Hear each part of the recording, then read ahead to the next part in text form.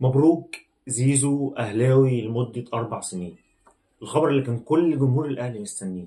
الصفقة تمت، اللاعب مضى وراح النهاردة عشان يطلع التأشيرة عشان يلحق يسافر مع الأهلي كأس العالم للأندية. طب إيه هيكون مصير زيزو مع الزمالك؟ والله آخر المعلومات اللي عرفتها إن الزمالك بيفكر حاليا إن هو لو زيزو اثبتوا او هم اتاكدوا ان زيزو، لو هم اتاكدوا لسه طبعا الاهلي مش هيقدر يعمل اي حاجه قبل نهايه الموسم المحلي عشان ما يتعرضش لاي مشاكل او اي عقوبات.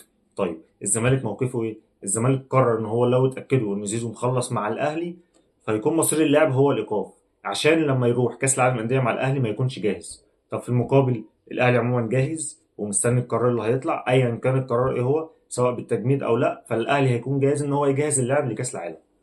زيزو خلص 4 سنين، وقع على العقود، كل حاجة خلصانة، مفيش حاجة باقية. صفقة جمهور الأهلي كله كان مستنيها تمت الحمد لله. صفقة أيا كان أنت هتاخدها إيه، سواء أنت هتاخدها لمجرد إن أنا خدت لعيب تقيل في الزمالك أو اللاعب الأتقل في الزمالك واللاعب الأجمد في الزمالك عشان خاطر أخليه معايا، أو إن هو فعلا هيفيد الأهلي كجناح وهو هيكون أعلى من الكواليتي اللي موجودة حاليا، أو إن هو هينافس مع الكواليتي اللي لسه جاية. بن شرقي موجود، تريزيجيه لسه هيجي، وارد نشوف صفقات تانية. دي مش هتكون الصفقة الأخيرة قبل كأس العالم للأندية.